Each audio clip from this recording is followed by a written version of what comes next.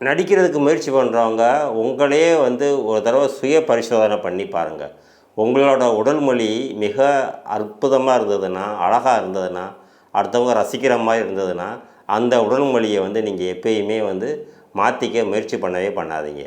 எக்ஸாம்பிளுக்கு பாருங்கள், வடிவேல் சாருக்கு ஒரு உடல் மொழி இருக்கும், கவுண்டமணி சாருக்கு ஒரு உடல் மொழி இருக்கும், செந்தில் சாருக்கு ஒரு உடல் மொழி இருக்கும். இந்த மாதிரி அவங்களுக்கு வந்து இயற்கையாகவே ஒரு உடல் மொழி இருக்கும். அப்படி உங்கள்கிட்ட ஏதாவது ஒரு உடல் மொழி இருக்கான்னு நீங்கள் உங்களே ஆராய்ச்சி பண்ணி பார்த்துக்கங்க. அது நல்லா தான் இருக்கும் பட்சத்தில் எந்த மாதிரி நம்ம ரோல் பண்ணால் அது கரெக்டாக இருக்கும்ன்ட்டு நீங்கள் டிசைட் பண்ணி நீங்கள் வந்து நடிக்கிறதுக்கு முயற்சி பண்ணிங்கன்னா உங்களுக்கு வந்து கரெக்டாக வந்து வாய்ப்பு கிடச்சி நீங்கள் குயிக்காக வந்து ஒரு இண்டஸ்ட்ரியில் ஸ்டாண்டர்டாக நின்றுவீங்க. அதாவது உங்களுக்கு காமெடி ஒத்து வரும்னா காமெடியை முயற்சி பண்ணுங்கள், வில்லன் ரோல் ஒத்து வரும்னா வில்லன் ரோல் முயற்சி பண்ணுங்கள், ஹீரோவாகணும்னா ஹீரோவை முயற்சி பண்ணுங்கள்.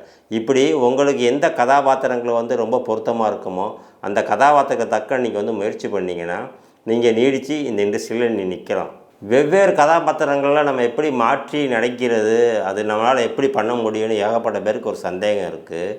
நீங்கள் ஒன்றும் இல்லைங்க, நீங்கள் உங்களுக்கு பிடிச்ச நடிகர்கள் யாராச்சும் பாருங்கள்.